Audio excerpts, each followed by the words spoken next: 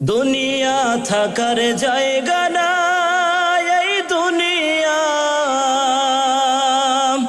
দুনিয়া থাকার জায়গা না,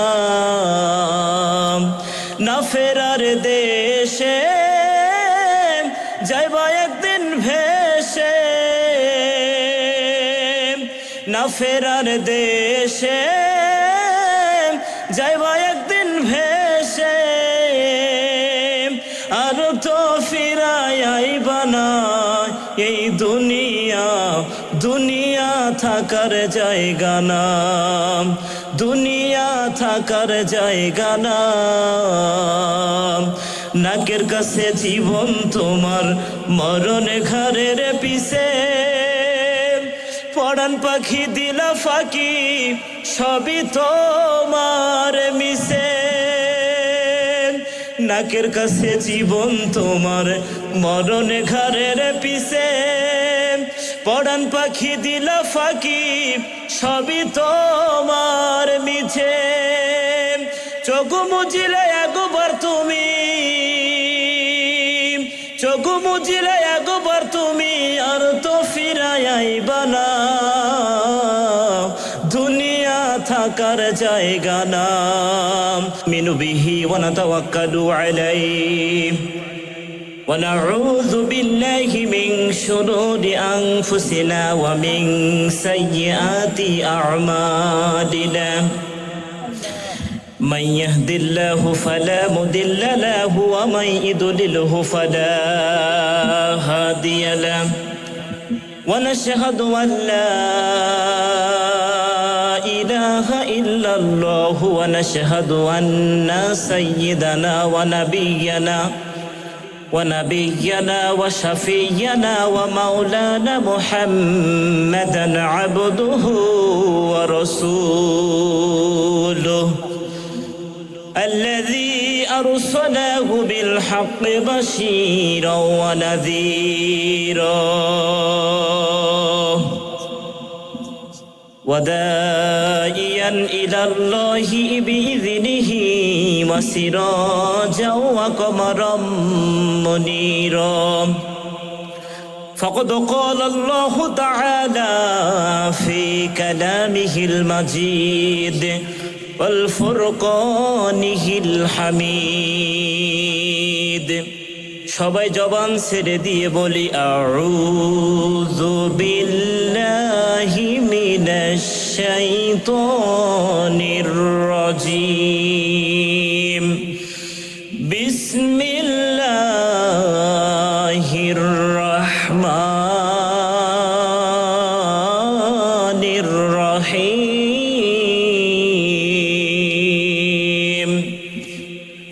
ومنهم من يقول ربنا آتنا في الدنيا حسنة وفي الآخرة حسنة وقنا عذاب النار.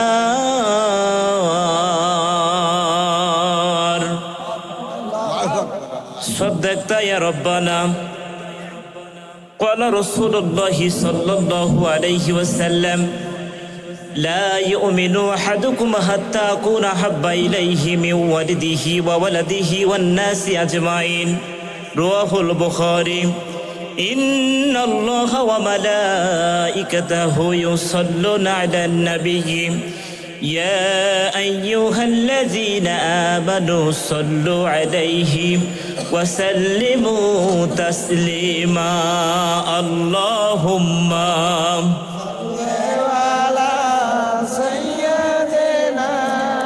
مولانا محمد وعلى آل سيدنا.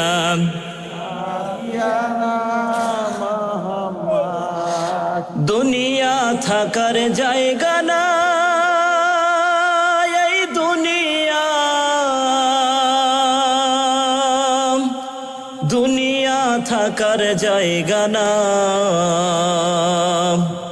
দুনিয়া থাকার জায়গা না, এই দুনিয়া দুনিয়া থাকার জায়গা না। না ফেরার দেশে যাইবা একদিন ভেসে, না ফেরার দেশে যাইবা একদিন ভেসে, আর তো ফিরাই আইবা না এই দুনিয়া, দুনিয়া থাকার জায়গা না, দুনিয়া থাকার জায়গা না। নাকের কাছে জীবন তোমার, মরণ ঘরের পিছে, পরাণ পাখি দিলা ফাঁকি, সবই তোমার মিশে। নাকের কাছে জীবন তোমার, মরণ ঘরের পিছে, পরাণ পাখি দিলা ফাঁকি, সবই তোমার মিছে। চোখ মুজিলে একবার তুমি, চোখ মুজিলে একবার তুমি, আর তো ফিরাই আইবা না। দুনিয়া থাকার জায়গা না, না ফেরার দেশে যাইবা একদিন ভেসে, আর তো ফিরাই আইবা না এই দুনিয়া, দুনিয়া থাকার জায়গা না, দুনিয়া থাকার জায়গা না। আতর সাদা কাফন দিয়ে মোরাই রাখবে দেহ, হইলে কবর তোমার খবর নেবে না আর কেহ। খবর নিবে? জোরে কোন খবর নিবে? কেউ খবর নিবে না। আতর সাদা কাফন দিয়ে মোরাই রাখবে দেহ, হইলে কবর তোমার খবর নেবে না আর কেহ। একা একা থাকবা তুমি, একা একা থাকবা তুমি, সঙ্গে কেহ যাইবে না। দুনিয়া থাকার জায়গা না, দুনিয়া থাকার জায়গা না, না ফেরার দেশে যাইবা একদিন ভেসে, আর তো ফিরাই আইবা না এই দুনিয়া, দুনিয়া থাকার জায়গা না, দুনিয়া থাকার জায়গা না। কোন আল্লাহুম্মা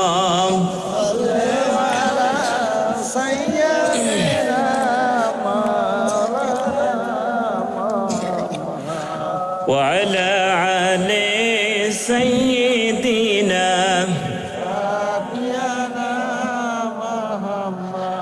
বাজান বহু দূরে মদিনায় আমি কেমনে যাব জানি না। বাজান বহু দূরে, বলেন বাজান বহু দূরে মদিনায় আমি কেমনে যাব জানি না। দয়া করো দয়াল আল্লাহ, দয়া করো দয়াল আল্লাহ, মেটাও মোদের প্রেম জ্বালা। লা ইলাহা ইল্লাল্লাহ, লা বলেন লা ইলাহা ইল্লাল্লাহ, লা ইলাহা ইল্লাল্লাহ, লা ইলাহা ইল্লাল্লাহ মুহাম্মাদুর রাসূলুল্লাহ সাল্লাল্লাহু আলাইহি ওয়াসাল্লাম। সবাই একটা তাকবীর দিবেন। বাড়িতে যারা ঘুমাচ্ছে তারা যেন চটকে ওঠে, যে মনে মনে কাম হয়ে যাচ্ছে ওটি, এমনটা তার মনে করে। বলে লিল্লাহে তাকবীর, লিল্লাহে তাকবীর, আল কোরআনের আলো, দুনিয়ার মুসলিম, সুদ ঘুষ যেখানে, আলেম ওলামা যেখানে, এ তবারক আছে যেখানে, তবারক নাই যেখানে। দেখছেন, চিন্তা করছে তবারক নাই যেখানে, আমরাও নাই। তো বড় শয়তান, চিন্তা করছেন তবারক নাই যেখানে, দেখছেন আল্লাহ মাফ করুক। সম্মানিত হাজিরিন, সর্বপ্রথম সে আল্লাহর দরবারে শুকরিয়া আদায় করি যে আল্লাহ তাআলা আপনাকে আমাকে সুস্থ রেখে সুস্থ হালতে জান্নাতের বাগানে আসার মতো, বসার মতো, কিছু কথা শোনার মতো যে আল্লাহ তাআলা সুযোগ দান করে দিয়েছেন, পরিবেশ তৈরি করে দিয়েছেন। সে আল্লাহর দরবারে কোনো কৃপণতা না করে আল্লাহকে সন্তুষ্টি করার উদ্দেশ্যে গলায় যতগুলো শক্তি আছে সবগুলো শক্তি প্রয়োগ করে আমরা শুকরিয়া আদায় করি। সকলেই বলি আলহামদুলিল্লাহ, জোরে বলি আলহামদুলিল্লাহ। জবান দিয়েছেন কে? আল্লাহ। বলেন, জবান দিয়েছেন কে? আল্লাহ। চোখ দিয়েছেন কে? আল্লাহ। কান দিয়েছেন কে? আল্লাহ। আমরা কার? আল্লাহ। আসমান কার? আল্লাহ। জমিন কার? আল্লাহ। বউ কার? আল্লাহ। বউ বলে আল্লাহ, বউ হাওয়া করে, বউ হাওয়া করে, বউ বলে আল্লাহ। যাই হোক, সম্মানিত হাজিরিন, আপনারা যারা আছেন শেষ পর্যন্ত থাকবেন তো? থাকবো ইনশাআল্লাহ। এখানে কোরআন এবং হাদিসের কথা হবে, শুনলে কি আমাদের ক্ষতি হবে? জোরে বলো, ক্ষতি হবে না? ক্ষতি হবে না। আল্লাহর কোরআন বলছে, وَإِذَا قُرِئَ الْقُرْآنُ فَاسْتَمِعُوا لَهُ وَأَنصِتُوا لَعَلَّكُمْ تُرْحَمُونَ। وَإِذَا قُرِئَ الْقُرْآنُ, যেখানে কোরআনের কথা হয়, হাদিসের কথা হয়, ওই কথাগুলো যারা চুপচাপ করে শ্রবণ করে, অন্য গ্রাম থেকে হাঁটি হাঁটি পা পা করে আরামের ঘুম হারাম করে তারা এই প্যান্ডেলে এসে আমি আল্লাহর কোরআনগুলো যারা শুনবে, আমি আল্লাহর কথাগুলো যারা শুনবে, ফাস্তামিউ লাহু, চুপচাপ করে যারা শ্রবণ করবে, লাআল্লাকুম তুরহামুন, যতক্ষণ পর্যন্ত আমি আল্লাহর কথাগুলো তারা চুপচাপ করে শ্রবণ করবে ততক্ষণ পর্যন্ত আমি আল্লাহ তাআলা তাদের আমল নামায় সব লিখতেই থাকবো, লিখতেই থাকবো। কোন সুবহানাল্লাহ। শুধু কি তাই, তারা যতক্ষণ পর্যন্ত ওই কোরআন এবং হাদিসের কথাগুলো শুনবে আমি আল্লাহ তাআলা তাদেরকে রহমত দিয়ে ভরে দেব। কোন সুবহানাল্লাহ। তাহলে এখানে যতক্ষণ পর্যন্ত বসে থাকবেন রহমত কে দিবে? বলেন তো দেখি, আল্লাহর রহমতের আমাদের দরকার আছে না নাই? আছে। আল্লাহর নবী, বিশ্বনবী জনাবে মুহাম্মদ রাসূলুল্লাহ সাল্লাল্লাহু আলাইহি ওয়াসাল্লাম তিনি হাদিসের মধ্যে বলেন, তিরমিজি শরীফের হাদিসের মধ্যে এসেছে, বুখারী শরীফের হাদিসের মধ্যে এসেছে, বড় বড় তিনটি কিতাবের মধ্যে এসেছে। সম্মানিত হাজিরিন, আল্লাহ নবী বলেন, মাসতামা কওমুন ফি বাইতিম বুয়ুতিল্লাহ ইয়াতলুনা কিতাবাল্লাহ, মাসতামা কওমুন ফি বাইতিম বুয়ুতিল্লাহ, কোন বাড়িতে কিংবা বাড়ির আঙ্গিনায়, বাইতিম বুয়ুতিল্লাহ, কোনো বাড়িতে কিংবা বাড়ির আঙ্গিনায় কিংবা ফিল্ডিতে কিংবা কোনো ফাঁকা জায়গাতে যেখানে কোরআনের কথা হয়, বলেন তো কিসের কথা? কোরআনের কথা হয়।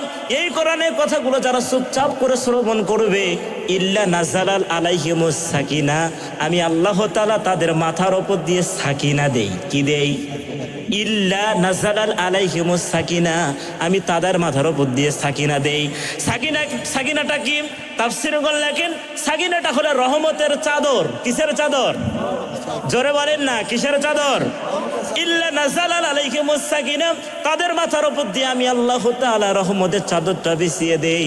শুধু কি তাই, পরবর্তী কথার মধ্যে বললেন, ওয়া হাকাতুহুমুল মালাইকা, একজনের কাঁধের ওপর আরেকজন, আরেকজনের কাঁধের ওপর আরেকজন, আরেকজনের কাঁধের ওপর আরেকজন, এরকম কাঁধের সাথে কাঁধ মিলিয়ে আসমান পর্যন্ত গিয়ে ওই নিষ্পাপ ফেরেশতারা আপনার আমার জন্য দোয়া করতেছে। আল্লাহ রব্বুল আলামিন ওই চকশিগঙ্গার সিংহডাঙ্গা প্রধান পাড়া যতগুলো মানুষ কোরআন এবং হাদিসের কথাগুলো শুনতেছে, আমরা ফেরেশতারা তাদের জন্য দোয়া করি, আল্লাহ গো তুমি তাদের জীবনের গুনাহ খাতাগুলো তুমি মাফ করে দাও। কে দোয়া করবে? ফেরেশতারা দোয়া করবে। বলেন তো কে দোয়া করবে? ফেরেশতাদের কি কোনো ভুল আছে? কোনো গুনাহ আছে? ভুলও নাই, গুনাহও নাই। সেই নিষ্পাপ ফেরেশতারা আপনার আমার জন্য দোয়া করবে। কি করবে? এখন যারা মনে করতেছেন ল্যাপের নিচে শুয়ে থেকে আমি ওয়াজ শুনবো, বলেন তো দেখি তারা কি ওই ফেরেশতাদের দোয়া পাবে? না। তারা কি ওই সাকিনা রহমতের চাদর মধ্যে তারা কি থাকবে? না। তাহলে বাড়ির থেকে ওয়াজ শোনা আর ওই ঘরে শুয়ে থেকে ওয়াজ শোনা দুটো কি এক? না দুটো এক না না, দুইটা এক না। এই জন্য আমি উদাত্ত আহ্বান জানাই, যারা এখনো বিছানায় আছেন, এখানে সেখানে ঘোরাফেরা করতেছেন, আমি উদাত্ত আহ্বান জানাই, আসেন, রহমতের চাদর আল্লাহ তাআলা বিছিয়ে দিয়েছেন। কোন সুবহানাল্লাহ। এই ব্যক্তিগুলো কি হবে শেষ পর্যন্ত? কি হবে? উলাইকা ইউবাদদিলুল্লাহু সাইয়্যাতিন হাসানা। আমি আল্লাহ তাআলা তাদের জীবনের গুনাহগুলো বদল করে দিব। কি করে দিব? বদল করে দিব। ইউবাদদিলুল্লাহ, আমি আল্লাহ তাআলা বদল করে দিব। কি বদল করে দিব? সাইয়্যাতিন হাসানা, তার আমলনামায় যতগুলো গুনাহ আছে সমস্ত গুনাহগুলোকে আমি আল্লাহ তাআলা নেকি দিয়ে ভরে দেব। কোন সুবহানাল্লাহ। তাহলে আল্লাহ গুনাহগুলো কি দিয়ে ভরে দিবে? কিন্তু সত্য হলো কি পর্যন্ত থাকা লাগবে? শেষ পর্যন্ত। কি পর্যন্ত?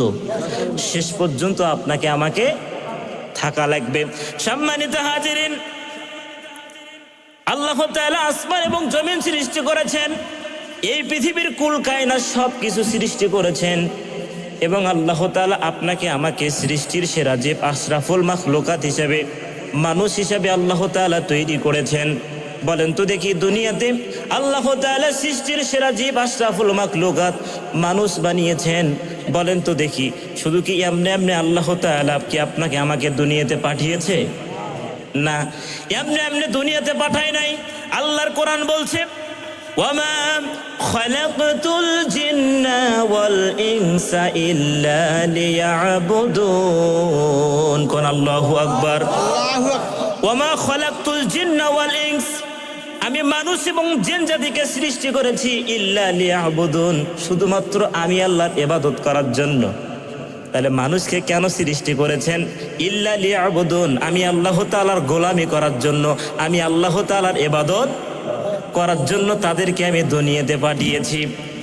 তাহলে কি শুধু মানুষ এবং জিন জাতিরাই কি সিজদা করে? অন্য কোন সৃষ্টি কি সিজদা করে না? না না না, অন্য জাতি অন্য সৃষ্টিও আল্লাহ তাআলাকে সিজদা করে। আপনি তাকান, আল্লাহর কোরআন বলতেছেন, আফা গায়রা দীনিল্লাহি ইয়াবগুন। ও মানুষেরা, তোমরা কোন আদর্শের পিছনে ছোট, কোন নীতিমালার পিছনে ছোট? আমি আল্লাহ তাআলাকে বাদ দিয়ে তোমরা কোন নীতির পিছনে ছোট, কোন রাজনীতির পিছনে ছোট? আমি আল্লাহ তাআলার বাদ দিয়ে কোন আদর্শের পিছনে তোমরা ছোট? তোমরা কি দেখতে পাও না? ওয়ালাহু আসলামা মান ফিস সামাওয়াতি ওয়াল আরদ, আসমান এবং জমিন যা কিছু আছে সবাই আমার কাছে মাথা নত করে আছে। সবাই আমার কাছে কি করে আছে?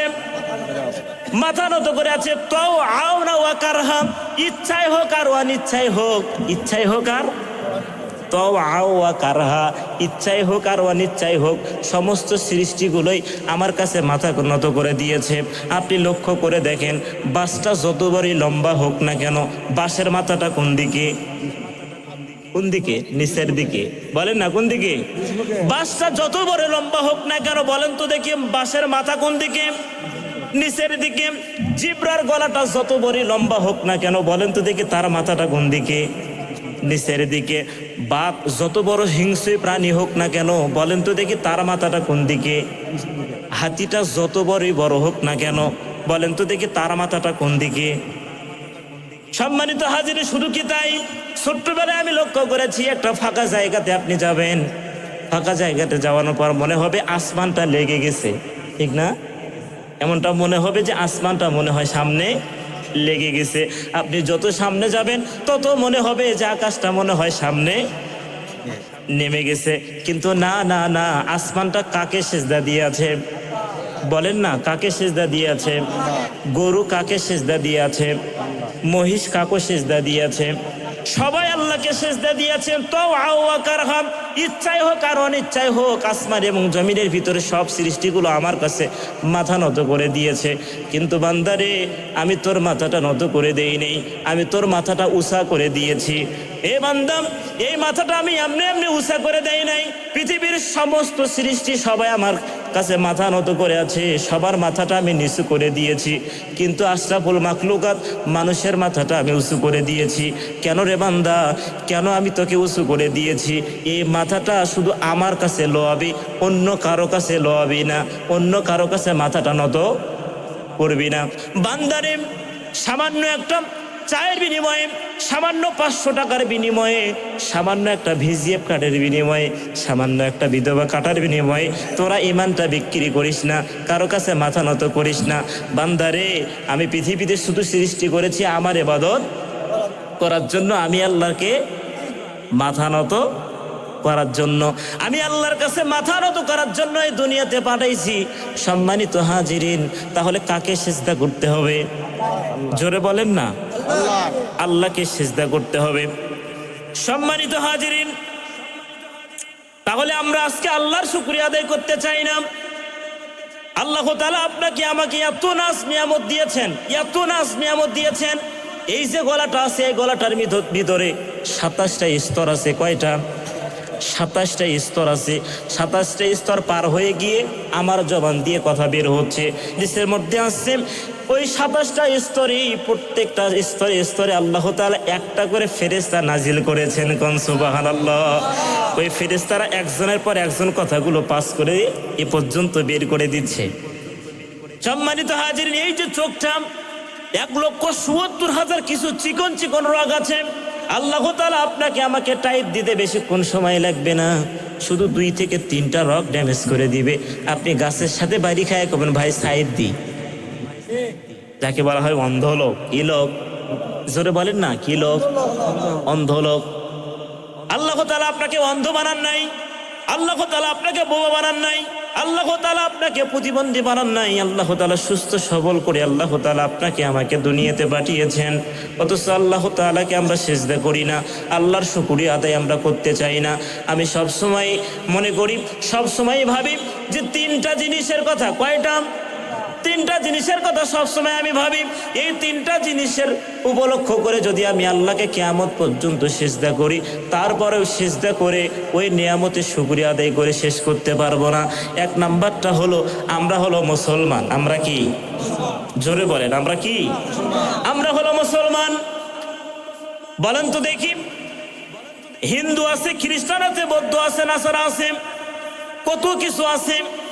জন্মের সময় কি আপনি বলেছেন যে আল্লাহ আপনি আমাকে হিন্দুর ঘরে জন্ম দিয়েন না? বলেছেন? কথা বলার সুযোগ আছে? সুযোগ হয়নি।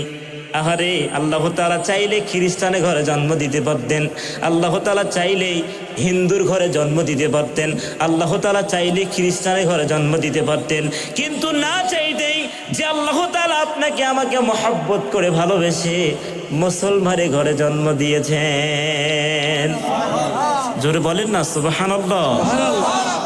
2 নাম্বার, আল্লাহ তাআলা আপনাকে আমাকে শেষ নবীর উম্মত বানিয়েছেন। কি নবী? শেষ নবীর উম্মত বানিয়েছেন। নবীরা পর্যন্ত আল্লাহর কাছে দোয়া করেছে। হযরত ঈসা নবী, মুসা নবী আল্লাহর কাছে দোয়া করেছিল যে আল্লাহ আপনি আমাকে নবুয়তের দায়িত্ব দিয়েন না, আমি নবুয়ত দায়িত্ব নিতে চাই না, নবী হতে চাই না, আপনি আমাকে শেষ নবীর উম্মত বানান।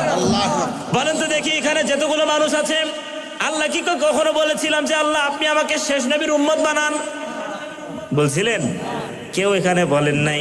আল্লাহ তাআলা না চাইতেই আল্লাহ তাআলা আপনাকে আমাকে শেষ নবীর উম্মত বানিয়েছেন। এই 2টা শুকরিয়ার আদায় যদি আপনি কিয়ামত পর্যন্ত করেন, শুকরিয়া আদায় করে শেষ করতে পারবেন না। সম্মানিত হাজিরিন, ওই জন্য আল্লাহর কোরআন বলছেন, ইন শাকারতুম লাযিদান্নাকুম ওয়া ইন কাফারতুম ইন্না আযাবি লাশাদীদ।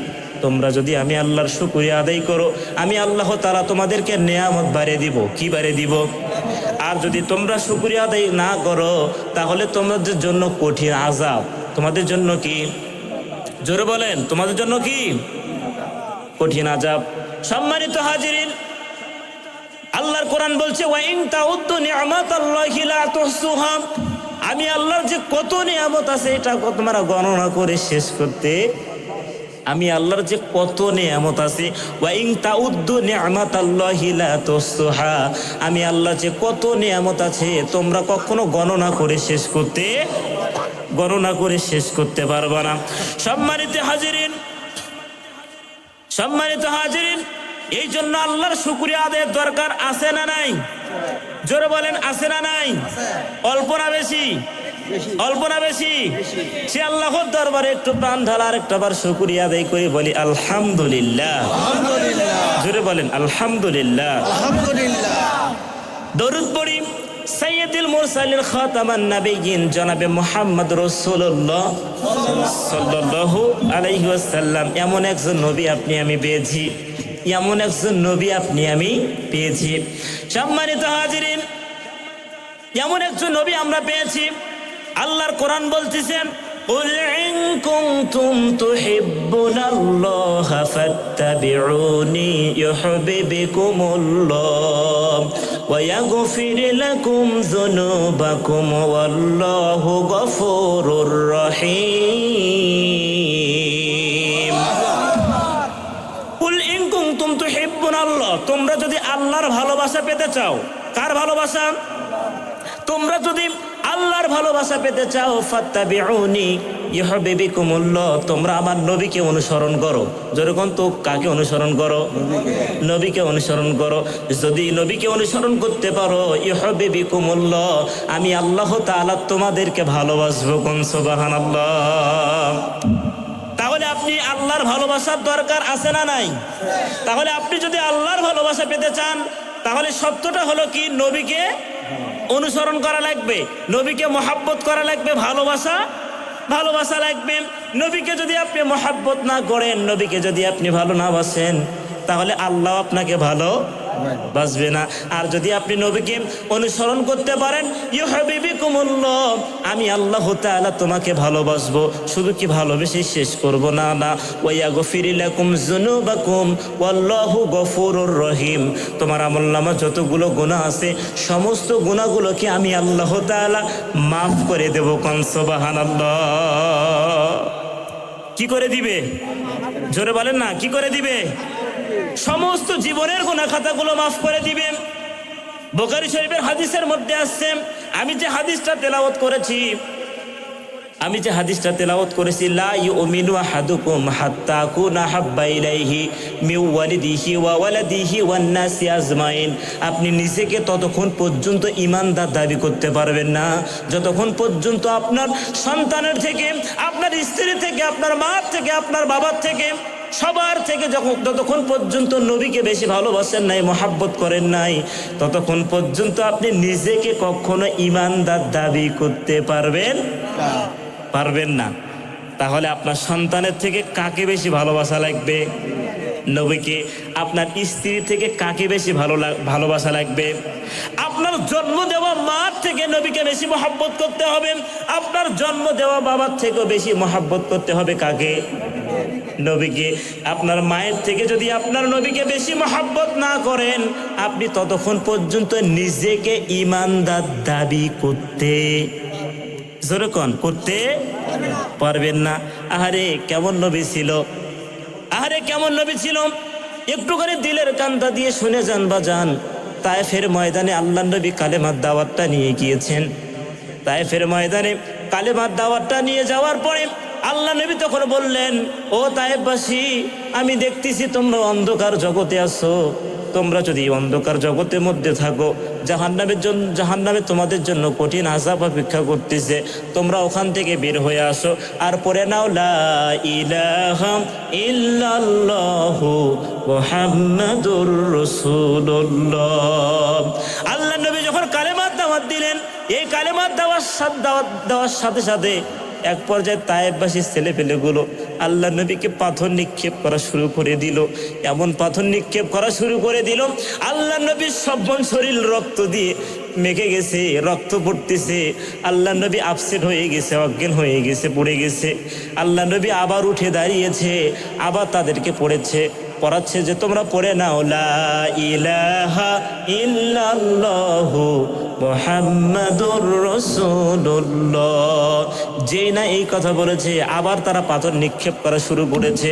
আল্লাহ নবী আবার আপসেট হয়ে গেছে, আল্লাহ নবী আবার অজ্ঞান হয়ে পড়ে গেছে। আল্লাহ নবী আবার দাঁড়িয়েছে, আবার তাকে পাথর নিক্ষেপ করে তাকে ও আপসেট করে দিয়েছে, অজ্ঞান করে দিয়েছে। এক পর্যায়ে ওই পাহাড়ের ফেরেশতাগুলো ডাক দিয়ে বলতেছেন, ইয়া রাসূলুল্লাহ, ইয়া হাবিবুল্লাহ, আপনারকে পাথর নিক্ষেপ করে আপনার নুরানি চেহারাটা রক্তাক্ত করে ফেলছে, আপনি শুধু একটাবার হুকুম দেন, আমরা ফেরেশতারা যারা আছি এই পাহাড়ের দায়িত্বে যে ফেরেশতাগুলো আমরা আছি, গোটা তায়েফবাসীকে আমরা ধ্বংস করে দিব, তোর গোটা তায়েফবাসীকে আমরা পিষ্ট করে দিব, আপনি শুধু একটাবার হুকুম দেন। আল্লাহর নবী, দয়ার নবী, মায়ার নবী কেমন ছিলেন? তখন ডাক দিয়ে বলতেছেন, ও আমার ফেরেশতারা, ও আমার ফেরেশতারা, তোমরা যদি পাহাড় দিয়ে ওদেরকে ধ্বংস করে দাও, পাহাড় দিয়ে যদি তোমরা ওদেরকে পিষ্ট করো, তাহলে আমি নবী কাকে কালেমার দাওয়াত দিব? সুবহানাল্লাহ। এতটা দয়ার নবী ছিলেন, যারা রক্তাক্ত করলো অথচ আল্লাহ নবী তাদের চিন্তাই করলো যে তোমরা যদি এদেরকে ধ্বংস করে দাও, আমি নবী কাকে কালেমার দাওয়াত দিব? ওরা হয়তো আমাকে চিনতে পারে নাই, কিন্তু এমন একদিন তারা চিনতে পারবে, নিজের রক্ত জমিনে ঢেলে দিবে, প্রয়োজনে কাপড়টা মাথায় বেঁধে তারা জমিনে লেগে যাবে, আমার নবীর আদর্শ বাস্তবায়ন করার জন্য তারা শহীদ হয়ে যাবে, তারপরও তারা বাতিলদের কাছে মাথা নত করবে না। কতটা স্বর্ণের চেয়ার থাকবে, কি থাকবে? প্রত্যেকটা নবীর একটা করে স্বর্ণের চেয়ার থাকবে। আল্লাহ তাআলা মুসাকে বলবে, মুসা তুমি স্বর্ণের চেয়ারে বসে যাও। আল্লাহ তাআলা ঈসাকে বলবে, ঈসা তুমি স্বর্ণের চেয়ারে বসে যাও। আল্লাহ তাআলা ইব্রাহিম আলাইহিস সালামকে বলবে, তুমি স্বর্ণের চেয়ারে বসে যাও। সমস্ত নবীগুলো স্বর্ণের চেয়ারে বসে যাবে। আল্লাহ নবী যে স্বর্ণের চেয়ারটা আছে, ওই চেয়ারটা ফাঁকা থাকবে। আল্লাহ নবী সাহাবীদেরকে বলতেছেন, ও আমার সাহাবীরা, ওই কাল কিয়ামতের দিন মুসিবতের সময় সবাই সামনে চেয়ারে বসে যাবে, শুধুমাত্র আমার চেয়ারটা ফাঁকা থাকবে।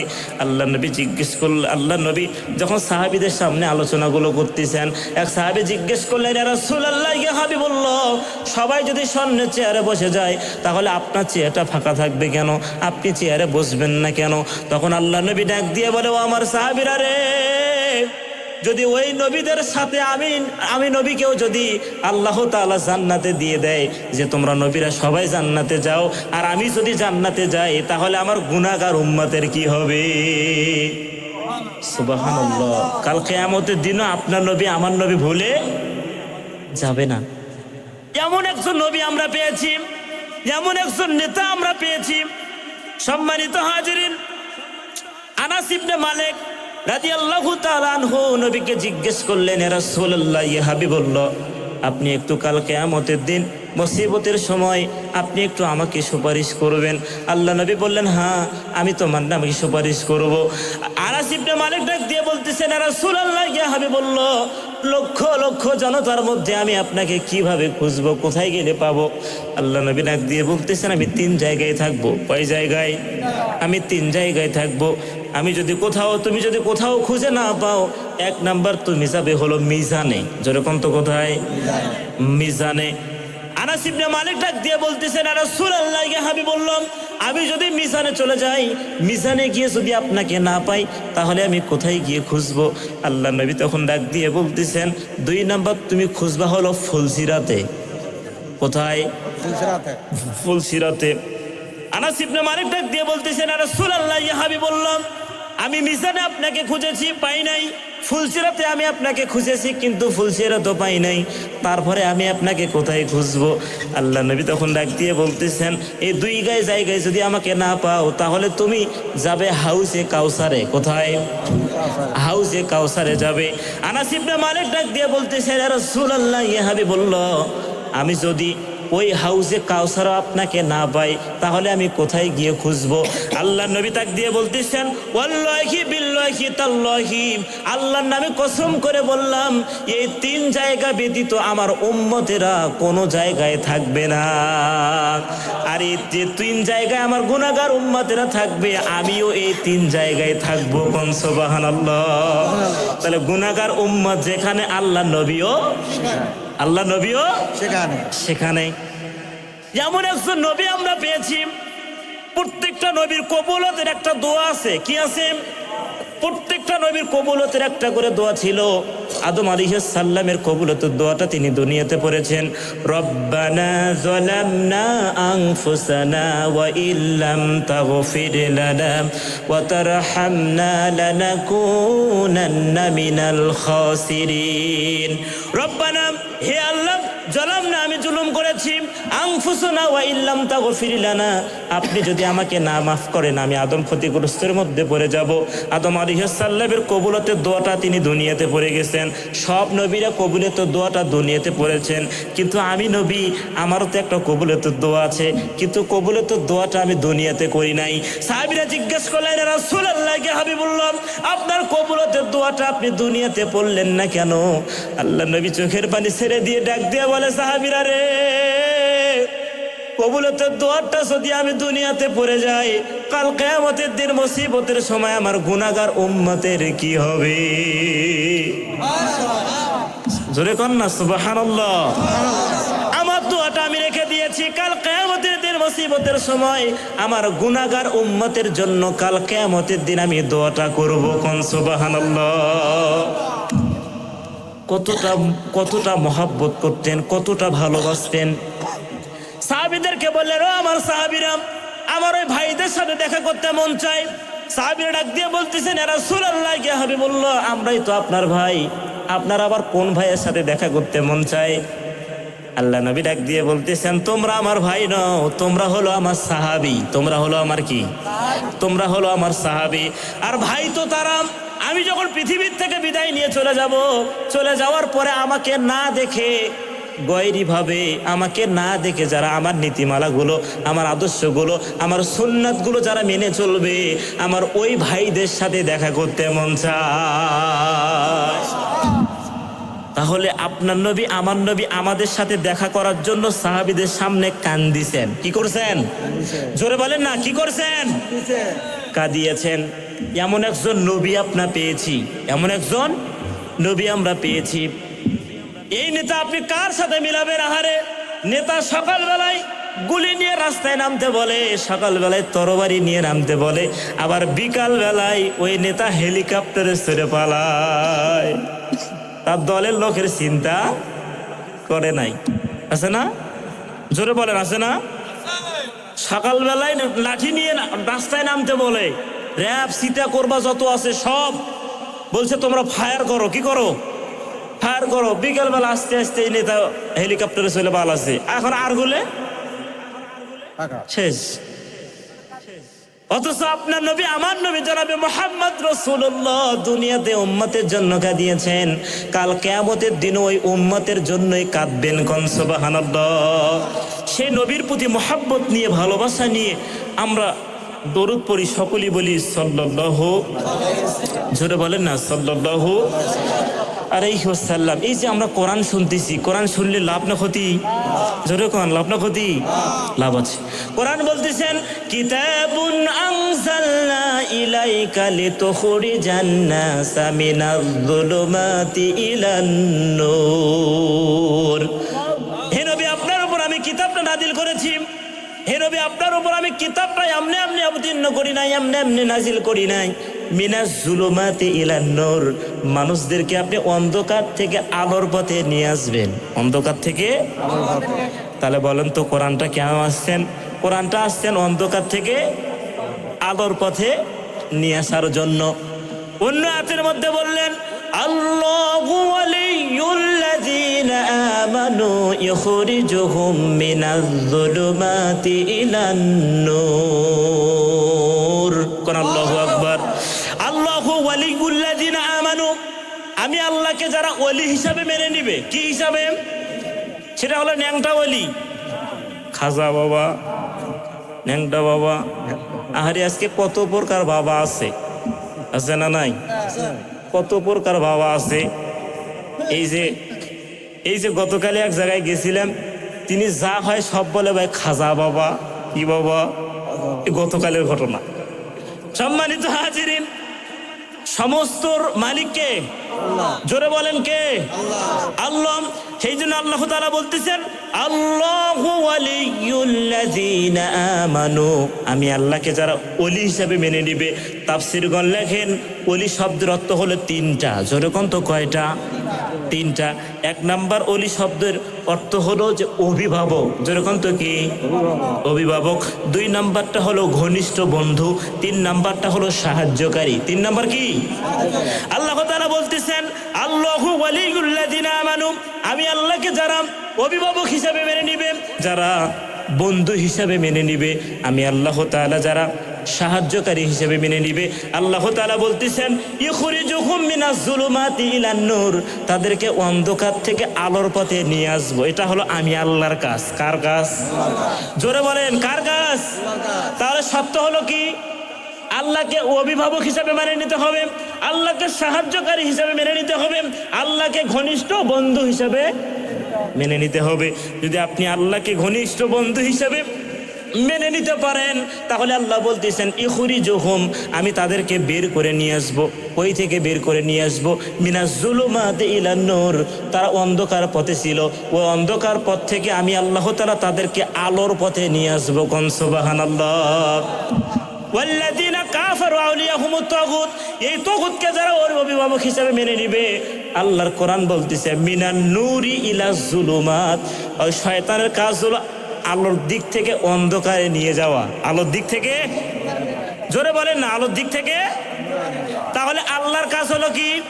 ইখরিজুহুম মিনাজ যুলুমাতি ইলান নূর, আল্লাহর কাজ হলো যে আমি তাদেরকে বের করে নিয়ে আসবো। কই থেকে বের করে নিয়ে আসবো? মিনাজ যুলুমাতি ইলান নূর, অন্ধকার থেকে আলোর পথে নিয়ে আসবো। আর কাফেরের কাজ কি? ওয়াল্লাযীনা কাফারু আউলিয়াহুমুত তাগুত, যারা তাগুতকে অনুসরণ করবে, তাগুতকে যারা অভিভাবক হিসেবে মেনে নেবে। আর তাগুতের কাজ হলো, শয়তানের কাজ হলো মিনান নূরি ইলাজ যুলুমাত, তাদেরকে আলোর দিক থেকে অন্ধকারে নিয়ে যাওয়া। আলোর দিক থেকে। তাহলে বলেন তো দেখি, আল্লাহকে কি ভাবা লাগবে? অভিভাবক। যেরকম কি ভাবা লাগবে? আল্লাহকে ঘনিষ্ঠ বন্ধু ভাবা লাগবে, আল্লাহকে সাহায্যকারী হিসেবে কি করা লাগবে? ভাবা লাগবে। তাহলে আল্লাহর কাজ হলো কি? অন্ধকার থেকে আলোর পথে নিয়ে আসা। সম্মানিত হাজিরিন, আসেন এবার মূল আলোচনা চলে যাই। আল্লাহর কোরআন বলতেছে ওয়ানাজ্জালনা আলাইকাল কিতাবা তিবয়ানাল লিকুল্লি শাইইন ওয়া হুদাও ওয়া রাহমাতাও ওয়া বুশরা লিল মুসলিমিন। তিবয়ানাল লিকুল্লি শাই, সব সমস্যার সমাধান দিতে পারে, সব সমস্যার সমাধান দিতে পারে আল কোরআন। দিতে পারে কি? আল কোরআন। সম্মানিত হাজিরিন, হযরত ঈসা আলাইহিস সালামের কি বাবা ছিল? যেরকম ঈসা আলাইহিস সালামের কি বাবা ছিল? ঈসা আলাইহিস সালামের বাবা ছিল না। সম্মানিত হাজিরিন, কাল কিয়ামতের দিন মুসিবতের সময় ঈসা আলাইহিস সালামের বাবার পরিচয় আল্লাহ তাআলা তুলে ধরবেন। কোন সুবহানাল্লাহ। এই ঈসা আলাইহিস সালামের তিনটা মুজিজা ছিল। কয়টা? এই যে আমি আপনাকে বোঝাচ্ছি, তিবিয়ানাল লিকুল্লি শাই, সব সমস্যার সমাধান দিতে পারে। খুবই আশ্চর্য একটা ঘটনা, আজকে শুনে যান প্রাণের ভাইয়েরা। ওই হযরত ঈসা আলাইহিস সালামের তিনটা মুজিজা ছিল। কয়টা? তিনটা মুজিজা ছিল। এক নাম্বার মুজিজা হলো, তার কাছে যদি জন্ম অন্ধ কোনো মানুষ আসতো, এই জন্ম অন্ধকে আল্লাহর হুকুমে হযরত ঈসা চোখ ফিরিয়ে দিত। কোন সুবহানাল্লাহ। অর্থাৎ মায়ের গর্ভে থেকে যে সন্তানটা অন্ধ হয়ে জন্ম নেয়, কি হয়ে? অন্ধ হয়ে জন্ম নেয়, আল্লাহর পক্ষ থেকে হুকুম অনুযায়ী আল্লাহ ও হযরত ঈসা নবী তার চোখ ফিরিয়ে দেয়। এবং তার কেউ যদি কুষ্ঠরোগী, কি রোগী? কোনো কুষ্ঠ রোগ যদি হযরত ঈসার কাছে এসে বলতেন যে আপনি আমার এই রোগটা ভালো করে দেন, আল্লাহর পক্ষ থেকে আল্লাহর হুকুমে ওই হযরত ঈসা তার হাতটা বুলিয়ে দেওয়ার সাথে সাথে কুষ্ঠরোগ ভালো হয়ে যেত। এটা ছিল তার এক নাম্বার মুজিজা। দুই নাম্বার মুজিজা হলো, তিনি বালু দিয়ে পাখি তৈরি করতেন। কি তৈরি করতেন? বালু দিয়ে তিনি পাখি তৈরি করতেন। আর এই পাখি তৈরি করার সাথে সাথে ওই পাখিটাতে যখন ফু দিত, ফু দেওয়ার সাথে সাথে ওই পাখিটা উড়াল দিয়ে চলে যেত। সুবহানাল্লাহ। তাহলে পাখি জীবন দিতে পারতো। এটা হলো তার দুই নাম্বার মুজিজা। তিন নাম্বার মুজিজা হলো, হাজার হাজার বছর আগের কার কবর, হাজার হাজার বছর আগে পৃথিবীর থেকে বিদায় নিয়ে চলে গেছে, কেউ জানে না ওইটা কার কবর। ওই হযরত ঈসা নবী যদি ওই কবরকে ইশারা করে বলতো কুম বিইজনিল্লাহ, এই কথা বলার সাথে সাথে মরা মানুষ জিন্দা হয়ে যেত। তাহলে মুজিজা কয়টা? জোরে কোন কয়টা? তিনটা। বনি ইসরায়েলের লোকগুলো খুবই চালাক। এই বনি ইসরায়েলের লোকগুলো হযরত ঈসার কাছে প্রশ্ন ছড়িয়ে দিল যে আমরা বনি ইসরায়েলের লোকগুলো আপনাকে নবী হিসেবে মানবো। যদি আপনি এ হাজার হাজার আগেকার কবর থেকে মরা মানুষকে জীবিত করতে পারেন, কি করতে পারেন? যদি তার এটা মজেজাই ছিল। এখন হাজার হাজার মানুষেরা যখন তাকে প্রশ্নটা ছড়িয়ে দিলেন, বনি ইসরায়েলের লোকগুলো যখন তাকে প্রশ্নটা ছড়িয়ে দিলেন, হাজার হাজার বছর আগেকার কবর থেকে যদি মরা মানুষকে জিন্দা করতে পারো, তাহলে আমরা বিশ্বাস করে নেব আপনি হলো আল্লাহর নবী। এক পর্যায়ে হযরত ঈসা নবী নামাজ পড়লেন। কি পড়লেন? নামাজ পড়লেন। হযরত ঈসা নবীর হাতে একটা লাঠি ছিল। এটা কোন লাঠি? এই লাঠিটা হযরত আদম আলাইহিস সালাম জান্নাত থেকে 5টা জিনিস নিয়ে এসেছিলেন। কয়টা? জোরে কান। 5টা জিনিস নিয়ে এসেছিলেন। এক নাম্বারটা হলো কুদাল। এক নাম্বার কি? আপনারা কি কন? কোদালি কন। এক নাম্বারটা হলো কোদাল। আহারে, জান্নাত থেকে কোদালটা আদম আলাইহিস সালাম নিয়ে আসলেন। ছোটবেলায় দেখতাম আলগুলো এত সুন্দর চ্যাপটা, মোটরসাইকেল নিয়ে যাওয়া যেত, ভ্যান নিয়ে যাওয়া যেত। আজকে সমাজের মধ্যে সে আদমের সন্তানগুলোই আল কাটতে কাটতে ফুলসিরাতের রাস্তা বানাছি। এগুলো মনে হয় চকসিংহনগর প্রধান পাড়া নাই, এগুলো হামাকেরা ময়মনতুপুর এইদিকে নাই। সম্মানিত হাজিরিন, আল দিয়ে ভ্যান যেত, সাইকেল যেত, অথচ সেই আল কাটতে কাটতে কাটতে কাটতে ফুলসিরাতের রাস্তা বানাইছে। কি বানাইছে? ফুলসিরাতের রাস্তা বানাইছে। যাই হোক, আলোচনায় ওদিকে যাব না। আদম আলাইহিস সালাম জান্নাত থেকে কোদাল নিয়ে আসছিলেন। 2 নাম্বারটা হলো সানআ গাছ। এই যে হযরতে ঈসার কাছে যে লাঠিটা ছিল, এই লাঠিটা হযরতে আদম আলাইহিস সালাম জান্নাত থেকে নিয়ে আসতেন। এই জান্নাত থেকে আদম আলাইহিস সালামের কাছ থেকে আস্তে আস্তে হযরতে ঈসার কাছে চলে আসছেন। ঈসা নবী যখন কবরকে ইশারা করে ডাক দিয়ে বললেন, কুম বি ইজনিল্লাহ, তুমি আল্লাহর নামে জিন্দা হয়ে যাও। কি হয়ে যাও?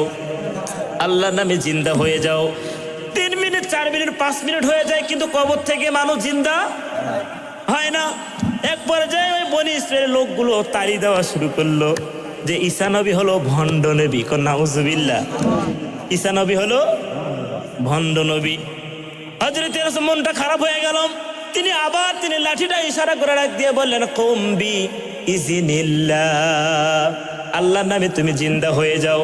দ্বিতীয়বার ইশারা করার সাথে সাথেও 3 মিনিট, 4 মিনিট, 5 মিনিট হয়ে যায়, কিন্তু লোক জিন্দা হয় না। লোক জিন্দা হয় না, মরা মানুষ জিন্দা হয় না। এক পর্যায়ে ওই বনি ইসরায়েলের লোকগুলো দ্বিগুণ গতিতে তাড়ি দেওয়া শুরু করলো। দ্বিগুণ গতিতে তাড়ি দেওয়া শুরু করলো। পাবনা থেকে, মাহফিল থেকে আসছিলাম, আসার পথে দেখি এই যে হ্যাপি নিউ ইয়ার গেল। কি new year? Happy new year. এগুলো বক্স, এর থেকে বড় বড় বক্স, এর থেকে বড় বড় বক্স। সেই বক্সের মধ্যে ওরা হ্যাপি নিউ ইয়ার পালন করতেছে আর বলতেছে লাপা লাপা লাপা লাপা লাপা। গান আছে না? সুরে গান নাই? এই শীতের মধ্যে মুরব্বী বাজারানরা হাতে মুজো দেয়, পায়ে মুজো দেয়। হাতে মুজো দেয়, পায়ে মুজো দেয়। আর কিছু কিছু যুবকেরা আছে এই শীতের মধ্যে তারা আঙ্গুলে মুজা দেয়। কোন মুজা দেয়? আঙ্গুলে মুজা দেয়। 3 মাথা 4 মাথা 5 জন 6 জন মিলে এক কয়ে মারে মারে মারে মার মার মার মার মার। তার নাম কি? Free fire. তার নাম কি? ফ্রি ফায়ারের সমাজত আছে না নাই? জোরে কর, আছে না নাই? আরে বনি ইসরায়েলের লোকগুলো যখন দ্বিগুণ গতিতে তাড়ি দেওয়া শুরু করলো, এক পর্যায়ে বনি ইসরায়েলের লোকগুলো ডাক দিয়ে বললেন যে ঈসা নবী হলো ভণ্ড নবী। কি নবী? ভণ্ড নবী। ঈসার মনটা খারাপ হয়ে গেল। এক পর্যায়ে তার মায়ের নামে তহমত দেওয়া শুরু করলো যে তার মা হলো নষ্টা ফষ্টা মহিলা। এই কথা বলার সাথে সাথে হযরত ঈসার যখন কলিজায় লাগা যাওয়ার সাথে সাথে হযরত ঈসা নবী আবার সিজদায় পড়ে ডাক দিয়ে বললেন, মালিক, ও মালিক, গৌরা আমার মাকে নিয়ে তহমত দিয়েছে, আমার মাকে নিয়ে নষ্টা ফষ্টা কথা বলেছেন। আল্লাহ গো, আমি এমন নবী, আমি এমন একজন মানুষ, 2 মাসের বাচ্চা। কত মাসের? 2 মাসের বাচ্চা দোলনা থেকে আমি বলেছিলাম যে আমি যার সন্তান নই, আমি হলো আল্লাহ দিয়া প্রেরিত রাসূল। 2 মাসের বাচ্চা। কত মাসের বলেন তো? 2 মাসের বাচ্চা কি কথা বলতে পারে? কিন্তু হযরতে ঈসা নবী ওই দোলনা থেকে তার নবুয়তের দায়িত্ব তিনি নিজেই দিয়েছেন। কোন সুবহানাল্লাহ। আল্লাহ গো, 2 মাসের বাচ্চা আমি ওই দোলনা থেকে আমার নবুয়তের সাক্ষী আমি দিয়েছি, ওরা আমার মাকে নিয়ে তহমত দিয়েছে। আল্লাহ, ওরা যদি মরা মানুষকে জীবিত না করি তাহলে ওরা আমাকে নবী হিসেবে মেনে নেবে না। আল্লাহ গো, আমার নবুয়তের সাক্ষীর জন্য আপনি কবর থেকে একটু জীবিত করেন, কবর থেকে একটু মরা মানুষ জীবিত করে দেন। তৃতীয়বার যখন তিনি ইশারা করে ডাক দিয়ে বললেন কুম বিইজনিল্লাহ, এই কথা বলার সাথে সাথে হাজার হাজার বছর আগেকার কবর থেকে মরা মানুষ জিন্দা হয়ে গেছে। সম্মানিত হাজিরিন, তাফসীরে লেখেন তিনি ছিলেন 300 ফুট। কত ফুট? কত বড় মানুষ ছিলেন? 300 ফুট। এটা কি এরিয়া সেটি? 300 ফুট। চিন্তা করেন তাহলে কবরটা কত বড়। আমাদের কবর, আমরা যদি শোনেন এদিকে, আমরা যদি এইদিকে, আমরা যদি 5 ইঞ্চি হয় তাহলে কবরটা আমাদের কয় ইঞ্চি হবে? মানে 5 ফুট হয়, তাহলে কবরটা কত ফুট হবে? 5.5 ফুট। তাহলে ওই লোকটা যদি 300 ফিট হয় তাহলে ওর কবরটা কত বড়? চিন্তা করেন। এত বড় মানুষ যখন জিন্দা হয়ে গেছে, হযরত ঈসা নবীকে যখন সালাম দিল, কি দিল? সালাম দিল। সালাম দেওয়ার পরে হযরত ঈসাকে ডাক দিয়ে বলতেছেন যে আমি এখন চলে যাই, আপনি আমাকে বিদায় দেন, আপনি এখন চলে যাব, আপনি আমাকে বিদায় দেন, আমি এখন চলে যাব। ঈসা নবী ডাক দিয়ে বলতেছেন না, আমার 3টা প্রশ্ন আছে। কয়টা? জোরে কন। 3টা প্রশ্ন আছে। এই 3টা প্রশ্নের জবাব তুমি যতক্ষণ পর্যন্ত দাও নাই ততক্ষণ পর্যন্ত তুমি কবর যাইতে। এক নাম্বারটা হলো তুমি, আমি যে তোমাকে 3 বার ডাক দিলাম, তুমি কই গেছিলে? জবাব দাও। সুবহানাল্লাহ। আমি তোমাকে 3 একবার ডাক দেওয়ার সাথে সাথে ওঠো, কিন্তু এখানে 3 বার ডাক দিলাম, তুমি কই গেছিলে? এই জবাবটা আমাকে দাও। 2 নম্বর প্রশ্নটা হলো যে তোমার যে চুল দাড়িগুলো পেকে গেছে, চুল দাড়িগুলো, তুমি তো ইব্রাহিম আলাইহিস সালামের সময় মারা গেছো। আমি তো ইনজিল কিতাবের মধ্যে পড়েছি যে ইব্রাহিম আলাইহিস সালামের জামানায় মানুষের চুল দাড়ি পাকতো না, চুল দাড়ি পাকতো না। তাহলে তোমার চুল দাড়িগুলো সাদা কেন? তোমার চুল দাড়িগুলো সাদা কেন? এই জবাবটা তুমি আমাকে দিয়ে যাও। 3 নাম্বার, তোমার শরীরের গা ঘামতিছে কেন? এত তুমি লাফালাফি করতেছে কেন? এই প্রশ্নটা তুমি আমার, কয়টা প্রশ্ন জানার দরকার আছে না নাই? কার কার নাই? সবার আছে? জোরে বল, সবার আছে? তাহলে এই 3টা প্রশ্ন, কয়টা প্রশ্ন করেছিলেন? তাহলে এই 3টা প্রশ্নের উত্তর আমাদেরকে জানার দরকার আছে না নাই? জোরে কার আছে না নাই? সম্মানিত হাজিরিন, মা বোনদের সম্পর্কে কিছু কথা বলা দরকার। হযরত ইমাম মালিক, তার জীবনী পড়তে গিয়ে আমি লক্ষ্য করেছি, তার জীবনী পড়তে গিয়ে আমি দেখলাম তার ওই মদিনার মধ্যে এক মহিলা মারা গেছে। মারা যাওয়ার পরে এখন গোসল দিবে, কিন্তু ওই এলাকার মধ্যে কোনো মহিলা নাই। এখন মহিলার গোসল তো মহিলাই দিবে। এখন পার্শ্ববর্তী গ্রাম থেকে, পার্শ্ববর্তী এলাকা থেকে এক মহিলা আসছেন। মহিলা আসার পরে যখন ওই মহিলাকে গোসল দিচ্ছেন, গোসল দিতে গিয়ে তার মাথা পরিষ্কার করা শেষ, তার বুক পর্যন্ত পরিষ্কার করা শেষ। এবার পায়ের কাছে গেছে, পাতনার উপরে গেছে। এই পাতনার উপরে যাওয়ার সাথে সাথে যখন ওই পাতনার উপর পরিষ্কার করতে গিয়ে তার সাথে সাথে ওই মরা দেহের সাথে তার হাতটা লেগে গেছে, সাথে সাথে লেগে গেছে। হাতটা আর খোলে না। এত চেষ্টা করে কিন্তু হাত আর খোলে না। অনেকক্ষণ চেষ্টা করলো কিন্তু হাত খোলে না। এখন ওই এলাকার ইমাম মুয়াজ্জিন গুলোকে প্রশ্ন করা হলো, এই হাতটা খুলতেছে না কেন, এর ফয়সালাটা কি? এখন ইমাম সাহেব, মুয়াজ্জিন সাহেব ডাক দিয়ে বললেন যে যদি তোমরা হাতটা খুলতে চাও তাহলে, আর জীবিত মানুষের হাতটা তো আর কাটা যাবে না, ওই যে মানুষটা মারা গেছে তার ওই চামড়াটা কেটে ফেলো। চামড়াটা কি করো? কেটে ফেলো। এক পর্যায়ে যার স্ত্রী মারা গেছে তার স্বামী বলতেছে না, আমার স্ত্রীর তো আমি চামড়া কাটতে দেব না, কারণ আমার স্ত্রী খুবই পরেশগার ছিল, আমার স্ত্রীরা খুব মুত্তাকি ছিল, আমার অনেক খেদমত করতো, আল্লাহকে ভয় করতো। আমার স্ত্রীর চামড়া আমি কাটতে দেব না, আমার স্ত্রীর শরীর ক্ষত হতে আমি দিব না। এক পর্যায়ে কি করা যায়? এক বেলা হয়ে গেল কিন্তু ওই হাত আর খোলে না। এক পর্যায়ে ওই মদিনার মধ্যে প্রধান বিচারক ছিলেন হযরত ইমাম মালিক। হযরত ইমাম মালিককে ডাকানো হলো। কাকে ডাকানো হলো? মালিককে ডাকানো হলো। মালিককে ডাকানোর পরে মালিক যখন চলে আসলেন, মালিক যখন চলে আসার পরে পর্দার আড়াল থেকে যাকে জিজ্ঞেস করলেন যে মহিলা, তুমি এই মহিলার সাথে কি কি করেছো আমাকে বলো, তোমার এই মরা দেহের সাথে তোমার হাতটা লাগলো কেন, লাগলো কেন? তাহলে এটা আমাদের শোনার দরকার আছে না নাই? যেরকম এই দুইটা জিনিস রেখে গেলাম, কয়টা? যেরকম কয়টা? যে হাতটা লাগলো কেন আর হাতটা পরবর্তীতে খুলবে কিনা জানার দরকার আছে না নাই? আছে। এই যে দুইটা পয়েন্ট রেখে গেলাম, এবার আসেন মূল আলোচনায়। সম্মানিত হাজির, কেউ কি রাগ করলেন? মন খারাপ করতেছেন? তাহলে দুইটা বিষয় জানার দরকার আছে না নাই? রাখে গেলাম, আপনাদেরকে ধরে রাখার জন্য রাখে গেলাম।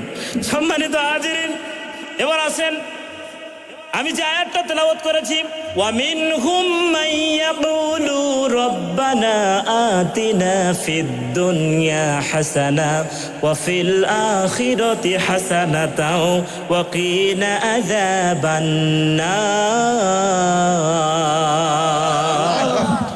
এই দোয়াটা আমরা পারি না? এই দোয়াটা আমরা কিন্তু সবাই পারি। আমি যখন কোরআন শিক্ষা সোসাইটিতে কাজ করা শুরু করলাম, অনেক মুরব্বী বাবাজানকে আমি জিজ্ঞাসা করেছি, বাজান আপনি নামাজের পরে যে দুহাত তুলে দোয়া করেন, বলেন তো দেখি এ কি দোয়া করেন? আমি আমাদের অধিকাংশ মুরব্বী ইসলামকে জিজ্ঞেস করার পর আমি শুনতে পেয়েছি তারা বলে যে রব্বানা আতিনা ফিদ দুনিয়া হাসানা ওয়া ফিল আখিরাতি হাসানাতা ওয়া কিনা আযাবান নার। এই দোয়াটা কি আমরা পারি না? এখানে যারা আছি সবাই পারি না? সবাই পারি, কিন্তু দোয়ার মধ্যে কি আছে এটা বুঝি না। দোয়ার মধ্যে কি আছে এটা বুঝি না। আপনি বলতেছেন রব্বানা আতিনা ফিদ দুনিয়া হাসানা, আল্লাহ আপনি আমাকে দুনিয়াতে হাসানা দেন, কি দেন? না বলবেন রব্বানা আতিনা ফিদ দুনিয়া হাসিনে, হাসিনে কবেন, হাসানাই কবেন। তাহলে সিনের উপর জবর দিলে হয় হাসানা, আর সিনের নিচে জেদ দিলে হয় হাসিনে। যেরকম কি হাসিনে, হাসিনা শব্দের অর্থ হলো সুন্দরী, আর হাসানা শব্দের অর্থ হলো কল্যাণ। যেরকম তো কি আপনি যখন বলেন রব্বানা আতিনা ফিদ দুনিয়া হাসিনা, আল্লাহ তখন বলবে বান্দারে তোকে আমি হাসিনা দিয়েই দিছিলাম 17 বছর, তোরা তা পালে মানে ভারতে পালাবার দিল কে? সম্মানিত হাজিরিন, আসেন আপনি বলতেছেন রব্বানা আতিনা ফিদ দুনিয়া হাসানা, আল্লাহ আপনি আমাকে দুনিয়াতে হাসানা দেন, ওয়া ফিল আখিরাতি হাসানা, আল্লাহ আপনি আমাকে আখিরাতের হাসানা দেন, ওয়া কিনা আযাবান নার, আল্লাহ আপনি আমাকে জাহান্নাম থেকে বাঁচান। বলেন তো দেখি হাসানাটা কি? আমরা বুঝি না, হাসানা বুঝি না। আহারে এক মুয়াজ্জিন সাহেব দোয়া করে রব্বি হাবলি মিনাস সালিহিন, রব্বি হাবলি মিনাস সালিহিন। বিচারা অর্থ জানে না, কি জানে না? 13 বছর ধরে তিনি এই দোয়াটা পড়ে রব্বি হাবলি মিনাস সালিহিন, রব্বি হাবলি মিনাস সালিহিন। এক পর্যায়ে এক মুয়াজ্জিন সাহেব ওই মুয়াজ্জিন সাহেবকে প্রশ্ন করলেন, হুজুর আপনার পিছনে আমি 13 বছর ধরে নামাজ পড়ি, আপনি প্রত্যেকটা দোয়ার মধ্যে এই দোয়াটা পড়েন রব্বি হাবলি মিনাস সালিহিন, হুজুর একটু বলেন তো দেখি এই দোয়ার অর্থটা কি, এ দোয়ার মানেটা কি? এখন মুয়াজ্জিন সাহেব বলতেছেন, বাবারে এ দোয়ার অর্থ তো আমি জানি না, এ দোয়ার অর্থ আমি জানি না। একবার যাও এই মুক্তাদি সাহেব বড় এক মুফতি সাহেবের কাছে গেছেন, বড় এক হুজুরের কাছে গেছেন, ডাক দিয়ে বললেন, হুজুর আমাদের মসজিদের মুয়াজ্জিন সাহেব তিনি 13 বছর ধরে খালি একই দোয়া কয় রব্বি হাবলি মিনাস সালিহিন, রব্বি হাবলি মিনাস সালিহিন, আসলে দোয়ার অর্থটা কি? তখন ওই মুফতি সাহেব ডাক দিয়ে বলতেছেন রব্বি হাবলি মিনাস সালিহিন, এ দোয়ার অর্থটা হলো আল্লাহ আপনি আমাকে একটা নেককার সন্তান দেন। কি দেন? রব দোয়ার অর্থটা কি? যে আল্লাহ আপনি আমাকে একটা নেককার সন্তান দেন। এখন এই মুক্তাদি সাহেব চিন্তা করলেন, হামাগরে হুজুরের মুয়াজ্জিন আমাদের মুয়াজ্জিন সাহেবের মনে হয় কোনো ছাওয়া বাওয়া নেই, মনে হয় ছেলে মেয়ে নাই, এই জন্য তিনি এই দোয়াটা করে। বাড়িতে আসার পরে মুয়াজ্জিন সাহেবকে জিজ্ঞাসা করলেন, মুয়াজ্জিন সাহেব হুজুর আপনার ছেলে মেয়ে কয়জন? কয় 11টা। যেরকম কয়টা? 11টা। এই কথা শোনার সাথে সাথে তো মুক্তাদি সাহেব রাগান্বিত হয়ে গেছে যে আপনার কি লজ্জা নাই, আপনার কি শরম নাই? 11টা হয়ে গেছে, তারপর আপনি দোয়া করেন। এখন মুফতি সাহেবকে বলতেছেন, মুয়াজ্জিন সাহেব বলতেছেন, বাজান কি হয়েছে একটু আমাকে বলো তো কি হয়েছে। তখন ডাক দিয়ে বলতেছেন, এই যে আপনি দোয়াটা পড়েন, এই দোয়ার অর্থটা আমি জানিয়ে আসলাম, রব্বি হাবলি মিনাস সলিহিন, আল্লাহ আপনি আমাকে একটা নেককার সন্তান দেন। তাহলে আপনার 11টা সন্তান হয়ে গেছে, তারপরে আপনি এ দোয়া করতেছেন, তারপরে সন্তান চাচ্ছেন, আপনি কি সন্তানদের দুনিয়া ভরে ফেলবেন নাকি? তখন ওই মুয়াজ্জিন সাহেব দুঃখ প্রকাশ করে একটা কথা বলছিলেন, বাজান রে, এই দোয়ার অর্থটা যদি আমি এখন থেকে 10 বছর আগে জানতাম, আল্লাহর নামে কসম করে বললাম, এখন থেকে 10 বছর আগে আমি দোয়া করা বন্ধ করে দিতাম। বলেন তো দেখি মুয়াজ্জিন সাহেবের সমস্যা কোন জায়গা? অর্থ জানে না, কি জানে না, জোরে কন না, কি জানে না, অর্থ জানে না। এক লোক জীবনে কোনো ইংলিশ শেখে নাই, কিন্তু একটা ইংলিশ শিখছে মাই ফাদার। কি ফাদার? এখন মাই ফাদার মানে কি? আমার বাবা। মাই ফাদার মানে কি? তাহলে আমাদের দশা ঠিক এইরকমের মতো, এই মাই ফাদারের মতো। কিসের মতো? মাই ফাদারের মতো আমরা খালি পড়ে যাই, রব্বানা আতিনা ফিদ দুনিয়া হাসানা, আল্লাহ আপনি আমাকে দুনিয়াতে হাসানা দেন, ওয়া ফিল আখিরাতি হাসানা, আল্লাহ আপনি আমাকে আখিরাতের হাসানা দেন, ওয়া কিনা আযাবান্নার, আল্লাহ আপনি আমাকে জাহান্নাম থেকে বাঁচান। বলেন তো দেখি আল্লাহ এমনি এমনি কি হাসানা দিবে? জোরে কোন, এমনি এমনি হাসানা দিবে? হাসানা দিবে না। সম্মানিত হাজিরিন, আমি প্রায় 41টা তাফসীর ঘাটাঘাটি করেছি, এই হাসানাটা নিয়ে আমি 41টা তাফসীর ঘাটাঘাটি করেছি। আমরা যে বলি রব্বানা আতিনা ফিদ দুনিয়া হাসানা, কেউ যদি দুনিয়ার হাসানা পেতে চায় তাহলে তাকে দুনিয়াতে 10টা জিনিস পাওয়া লাগবে। জোরে কোন তো কয়টা? আরো জোরে, কয়টা? তাহলে কেউ যদি দুনিয়ার হাসানা পেতে চায় তাহলে কয়টা জিনিস পাওয়া লাগবে? 10টা। ওয়াফিল আখিরাতি হাসানা, কেউ যদি আখিরাতের হাসানা থেকে বাঁচতে চায়, কেউ যদি আখিরাতের হাসানা পেতে চায় তাহলে তাকে 5টা জিনিস পাওয়া লাগবে। কয়টা? তাহলে 10 আর 5 কয়টা হলো? 15টা। ওয়াকিনা আযাবান্নার, কেউ যদি জাহান্নাম থেকে বাঁচতে চায় তাহলে তাকে একটা আমল করা লাগবে। এই মোটে হলো 16টা। কয়টা? এই 16টা জিনিসের কথা আল্লাহ এই আয়াতের মধ্যে বলেছেন, এই আয়াতের মধ্যে বলেছেন। এখন একটা একটা করে জানি। রব্বানা আতিনা ফিদ দুনিয়া হাসানা, আল্লাহ আপনি আমাকে দুনিয়াতে হাসানা দেন। কেউ যদি দুনিয়ার হাসানা পেতে চায় তাহলে তাকে কয়টা জিনিস পাওয়া লাগবে? 10 না। 1 নাম্বারটা হলো তাকে কোরআন পাওয়া লাগবে। কি পাওয়া লাগবে? জোরে কর না, কি পাওয়া লাগবে? কোরআন পাওয়া লাগবে। এখন আপনি বলতে পারেন, হুজুর আমার বাড়ি তো 3টা 4টা 5টা 7টা করে কোরআন আছে, আমার বাড়িতে তো কোরআন আছে, তাহলে তো আমি কোরআন পেয়ে গেছি। কিন্তু না না না, এখানে এই কোরআন পাওয়ার কথা বলা হয় নাই। আল্লাহর কোরআন বলছে আল্লাযিনা আতাইনাহুমুল কিতাবা ইয়াতলুনাহু হাক্কা তিলাওয়াতি, কেউ যদি কোরআন পেয়ে যায় তাহলে কোরআনের হক আদায় করে তেলাওয়াত করা লাগবে। কোরআনের হক আদায় করে, হাক্কা তিলাওয়াতি, সেজন্য কোরআনের হক আদায় করে তেলাওয়াত করে। এখন কোরআনের হক কয়টা? কোরআনের হক হলো 4টা। যেরকম তো কয়টা? যেহেতু রাত গভীর হয়ে গেছে লম্বা করবো না। সম্মানিত হাজিরের, কোরআনের হক হলো 4টা। যেরকম তো কয়টা? কোরআনের হক হলো 4টা। 1 নাম্বারটা হলো সহি শুদ্ধ ভাষায় কোরআন তেলাওয়াত করা। সহি শুদ্ধ ভাষায় কোরআন তেলাওয়াত করা। আল্লাহ এক মাইয়ে জিজ্ঞেস করলাম কে মাইয়া না ফাতিয়া মানে যায় নামাজের দোয়াটা কন্ত, ইন্নি ওয়াজিয়াত ওয়াজিয়া লিল্লাহি ফাতারাস সামাওয়াতি, যেখানে দিল ফাতারাস সামাওয়াতি ওই কয় ভাতারাস সামাওয়াতি, নামাজ হবে? সরে কল নামাজ হবে? কিসের ভাতারাস? ভাতারাস সামাওয়াতি আছে? হ্যাঁ সম্মানিত হাজিরা, তাহলে 1 নাম্বারটা হলো কি? শুদ্ধভাবে তেলাওয়াত করা। আইজা আমরা কোরআন পড়ি, ইযা জাআ নাসরুল্লাহি ওয়াল ফাত, এই নাসর সূরাটা আমরা পারি না? যেরকম তো পারি না? প্রথমে আয়াতটা বলেন, ইযা জাআ নাসরুল্লাহি ওয়াল ফাত। আয়াতের অর্থটা কি শুদ্ধ হয়েছে? আয়াতটা কি শুদ্ধ হয়েছে? না, শুদ্ধ হয়নি।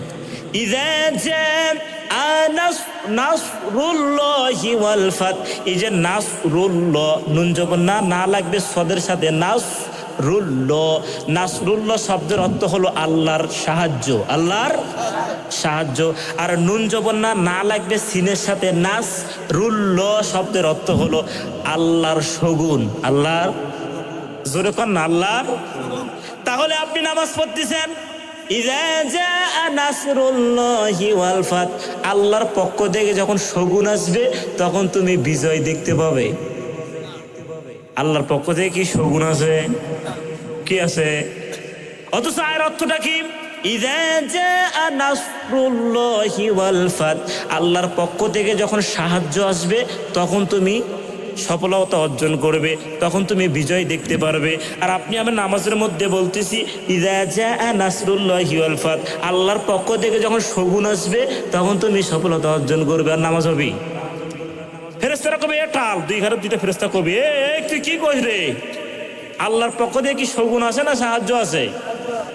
শগুন আছে না সাহায্য আছে ভাই? হ্যাঁ, সাহায্য। আপনি কি বানান? শগুন। নামাজ হবে? আর যেরকম হবে নামাজ হবে না। তাহলে এক নাম্বারটা হলো সহি শুদ্ধ ভাষা তেলাওয়াত করা। কি করা? জোরে কর না, কি করা? তেলাওয়াত করা। দুই নাম্বারটা হলো বুঝে বুঝে তেলাওয়াত করা। কি করা? বুঝে বুঝে তেলাওয়াত করা। তিন নাম্বারটা হলো যতটুকু বুঝেছেন তার উপরে আমল করা, যতটুকু বুঝেছেন তার উপরে আমল করা। চার নাম্বারটা ওইটা হলো সমাজের মধ্যে বাস্তবায়ন করা। আপনার ভাই পারে না, আপনার ভাইকে শিখিয়ে দেওয়া। আপনার আত্মীয় স্বজন পাড়া প্রতিবেশী পারে না, আপনার কাজ হলো, আপনার উপর দায়িত্ব হলো ওই মানুষগুলোকে জানিয়ে দেওয়া। কি দেওয়া? জানিয়ে দেওয়া। এই কোরআনের হক হলো 4টা। এখন তো কয়টা? তাহলে কেউ যদি দুনিয়ার হাসানা পেতে চায় তাহলে তা কি পাওয়া লাগবে? কোরআন পাওয়া লাগবে। কি পাওয়া লাগবে? এখন আপনি বলেন কোরআন পাইছেন, আপনি তো কোরআন তেলাওয়াত করবেনই পান না, হাসানা পাবেন? এতই সোজা? ওই হাসিনা কম তালি হবি। তাহলে এক নাম্বারটা হলো কোরআন পাওয়া লাগবে। কি পাওয়া লাগবে? কোরআন পাওয়া লাগবে। দুই নাম্বারটা হলো কোরআন থেকে হেদায়েত পাওয়া। কোরআন থেকে কি পাওয়া? কোরআন থেকে হেদায়েত পাওয়া লাগবে। শুধু কোরআন পড়লে হবে না, কোরআন থেকে হেদায়েত নিতে হবে। এই যে নরসিংদী গিরিশচন্দ্র সেন, তিনি একজন হিন্দু মানুষ। কি মানুষ? তিনি 17 বছর তিনি কোরআনটা তর্জমা করছেন, কোরআন তাফসির করছেন, অর্থ বের করছেন, কোরআন নিয়ে গবেষণা করছেন। অথচ কি মানুষ? হিন্দু মানুষ, কিন্তু কোরআন থেকে হেদায়েত পায় নাই। কি পায় নাই? তিনি কোরআন লেখছেন, তিনি অর্থ বের করছেন, ব্যাখ্যা করছেন, কিন্তু কোরআন থেকে কি পায় নাই? হেদায়েত পায় নাই। মারা যাওয়ার পরে তাকে আগুন দিয়ে পোড়ানো হয়েছে। কি দিয়ে?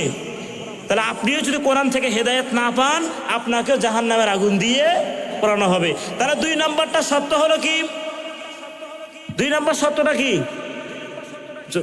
কথা বলেন। কোরআন থেকে কি পাওয়া লাগবে? এটা মুখস্থ করা লাগবে। তো কালকে 4 মাথা যা দিয়ে না আমার নামে একবারে সেই ওয়াজ করবেন, তাই না? তাহলে এক নাম্বারটা হলো কোরআন পাওয়া লাগবে। দুই নাম্বারটা হলো কোরআন থেকে হেদায়েত নেওয়া লাগবে। তিন নাম্বারটা হলো পরিশ্রম করতে পারা। কি পারা? আবার কিছু কিছু দরবারে আছে খালি হু হু হু হু হু, আর খালি নিয়ে আয় আছে না নেই? ইনকা দরবার আছে না নাই? তারা পরিশ্রম করে না। ওয়াল কাসিবু হাবিবুল্লাহ, যারা কাজ করে খায় তারা আল্লাহর বন্ধু। তারা কার বন্ধু? ওয়াল কাসিবু হাবিবুল্লাহ, যারা পরিশ্রম করে, যারা কাজ করে খায় তারা কার বন্ধু হয়ে যায়? আল্লাহর বন্ধু হয়ে যায়। তিন নাম্বারটা হলো, যেহেতু অনেক রাত হয়ে গেছে লম্বা করবো না, পরিশ্রম করতে পারা।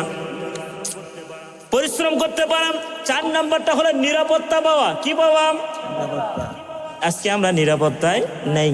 নিরাপত্তা, অনেক মা তাহাজ্জুদে নামাজ পড়ে, অনেক মা জোহরের নামাজ আদায় করে আর টেনশন করে মোর মেয়েটা কলেজে গেছে, ওই মেয়েটা কি খালি হাতে আসবি না জামাইয়ের সাথ করে নিয়ে আসবি? বলেন, আবার এরকম আছে না নাই?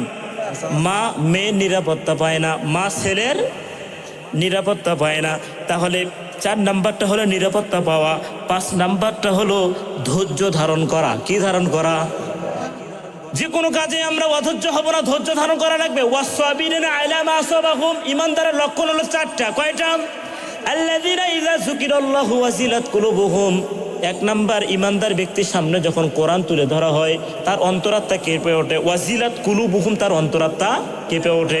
2 নাম্বারটা হলো ওয়াসসাবিরিনা আলা মা আসাবাহুম, তারা বিপদে আপদে তারা ধৈর্য ধারণ করে। কি ধারণ করে? ধৈর্য ধারণ করে। তাহলে এই যে ধৈর্য ধারণ, এটা হলো ইমানদারের লক্ষণ। কার লক্ষণ? অথচ আমরা যে কোনো কাজে অধৈর্য হয়ে যায়। তাহলে 5 নাম্বারটা হলো ধৈর্য ধারণ করা। 6 নাম্বারটা হলো নেককার সন্তান পাওয়া। তাহলে নেককার সন্তান আজকে সমাজের ওইটাই, যে সন্তানটা ডাল খায়, যে সন্তানটা মদ খায়, ওটা মনে হয় নেককার সন্তান। যে সন্তানটা ফ্রি ফায়ার খেলা ওটা মনে হয় নেককার সন্তান। আপনারা কথা কন না কে? হ্যাঁ, এটা কি নেককার সন্তান? আহারে লাল পানি হলুদ পানি কত কত ধরনের পানি আছে, আছে না নাই? আছে। তাহলে তাহলে 6 নাম্বারটা হলো নেককার সন্তান পাওয়া, সন্তানগুলোকে ভালো হতে হবে।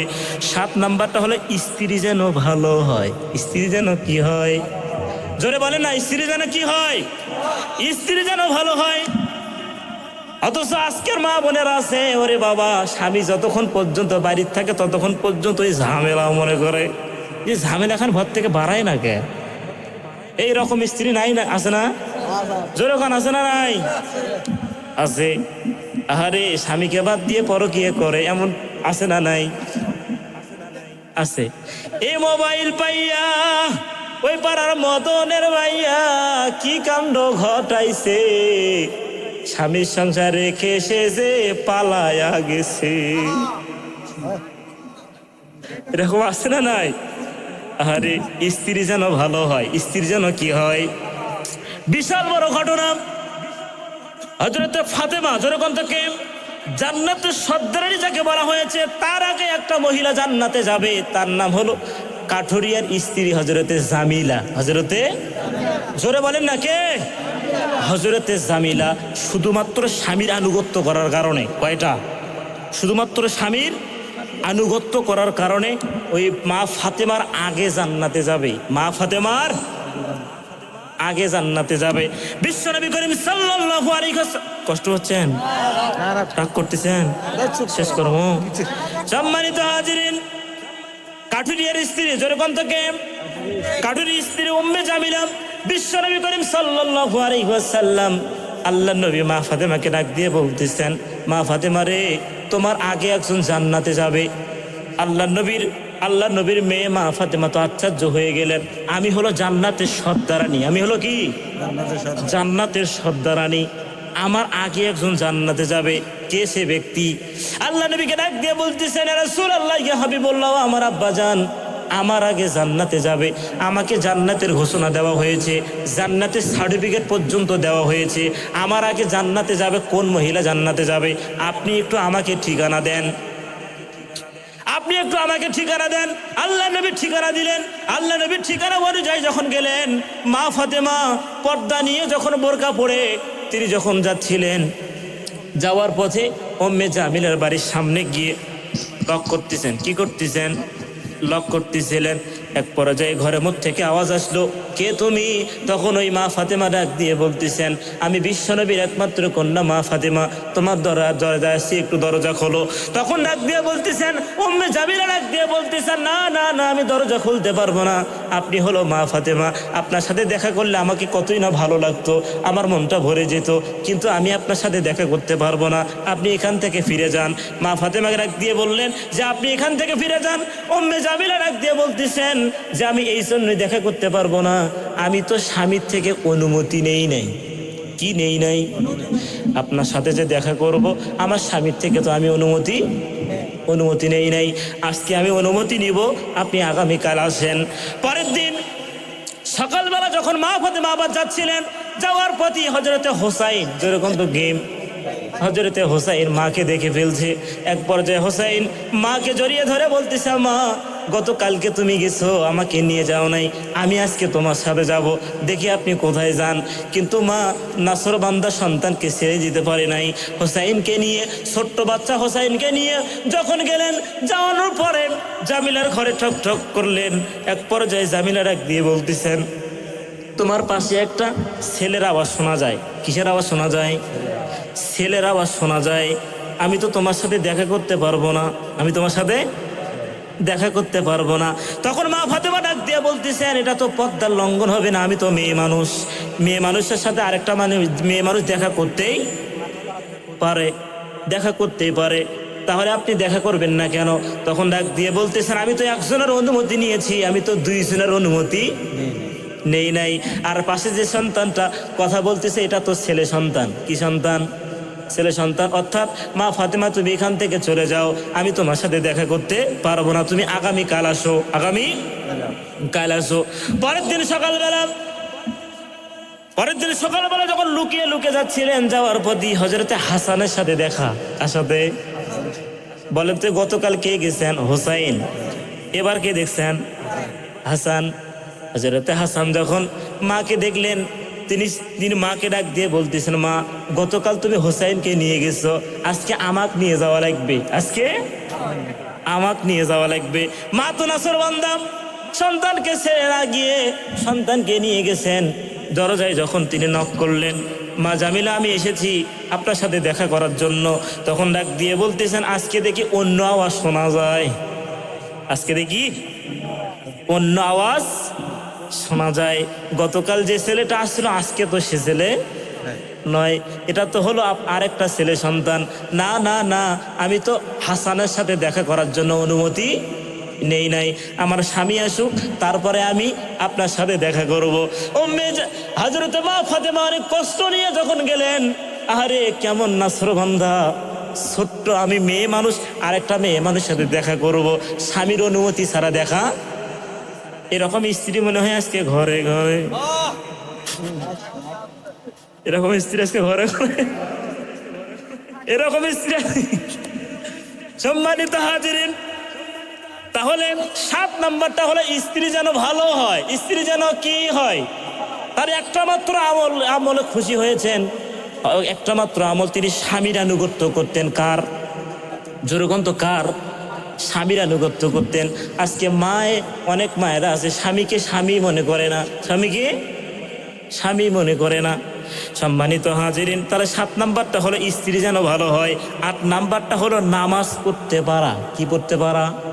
আপনি যদি নামাজ না পড়েন তার মানে বুঝবেন আপনি হাসানা পাবেন না, আর যদি নামাজ পড়েন তাহলে বুঝবেন আপনি হাসানা পেয়েছেন, হাসানা পেয়েছেন।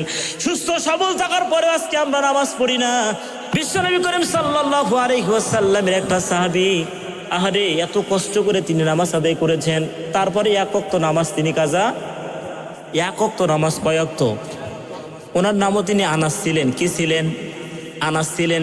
এ আনাস তিনি সবার শেষে বিশ্বনবী করিম সাল্লাল্লাহু আলাইহি ওয়াসাল্লামের জবান থেকে যখন তিনি নামাজের কথা শুনলেন, কিসের কথা? যে নামাজ পড়লে জান্নাতে যাবে, নামাজ না পড়লে জাহান্নামে যাবে। তিনি জীবনে নামাজের কথা একবার শুনছেন। আপনি কয়বার শুনছেন? হাজার হাজার বার, ঠিক না? হাজার হাজার বার নামাজের কথা শুনছি। জন্ম থেকে পর্যন্ত 40 বছর 50 বছর হয়ে গেছে, খালি নামাজের কথা শুনি, কান দিয়ে শুনি আর কান দিয়ে বের করে দেই। অথচ আনাস তিনি কয়বার শুনছেন? মাত্র কয়বার? একবার শুনেছেন। এই আনাস বিশ্বনবী করিম সাল্লাল্লাহু আলাইহি ওয়াসাল্লামের জবান থেকে তিনি নামাজের কথা কয়বার শুনেছেন? তিনি নামাজের কথা একবার শুনেছেন। আহারে তার সংসারের মধ্যে এতটাই অভাব অনটন ছিল, এক বেলা খাইতে 2 বেলা খাইতে পারে না, 2 বেলা খাইতে 3 বেলা খাইতে পারে না। সংসারের মধ্যে ভালো কোনো পোশাক নাই, ছোট্ট ছোট্ট পোশাক আছে যে পোশাকগুলো পরিধান করে মানুষের সামনে যাওয়া যায় না। হযরতে আনাস যখন সবার শেষে তিনি মসজিদে আসে, সবার শেষে তার ঘরে একটা বড় মাত্র একটা চাদর আছে, একটা মাত্র বড় চাদর আছে। ওই চাদরটা পরে তিনি সবার শেষে মসজিদে আসে, আবার নামাজ শেষে সবার আগে তিনি মসজিদ থেকে বের হয়ে যায়। মসজিদে কি হয়ে যায়? বের হয়ে যায়। এই দৃশ্য হযরত ওমর যখন দেখতে পাইলেন, আনাস সবার শেষে মসজিদে আসে, আবার সবার আগে তিনি মসজিদ থেকে বের হয়ে যায়। বিশ্বনবী করিম সাল্লাল্লাহু আলাইহি ওয়াসাল্লামের কাছে নালিশ দিলেন, ইয়া রাসূলুল্লাহ, ইয়া হাবিবুল্লাহ, আনাস তো মুনাফিক হয়ে গেছে। আল্লাহ নবী জিজ্ঞেস করলেন, ওমর তুমি কিভাবে আন্দাজ করলে আনাস মুনাফিক হয়ে গেছে?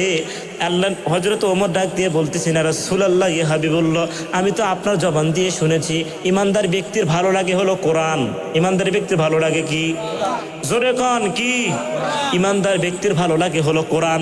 এই ইমানদার ব্যক্তি যখন কোরআন থেকে দূরে সরে যায় তার মনটা ছটফট ছটফট করে। ইমানদার ব্যক্তির ভালো লাগে হলো মসজিদ ঘর। কি?